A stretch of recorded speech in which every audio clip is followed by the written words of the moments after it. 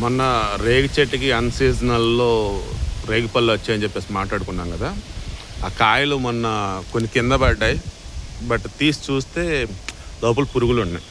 సరే అని చెప్పేసి చెట్టు కాయలు నేను కోసాను. ఇదిగోండి ఒకటి, లోపల పురుగులు ఉన్నాయి. సో పురుగులు ఉన్నాయి దీనికి కూడా. తర్వాత ఇంకొకటి, ఇది కూడా లోపల సమ్ కొడతామో ఏదో చేసే పిట్టలు. ఆ తర్వాత ఇది కూడా కింద పడి పాడైపోయింది.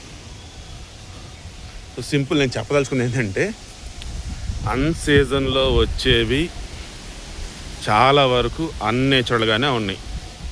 కాబట్టి మ్యాక్సిమం చెక్ చేసుకొని తిందాం.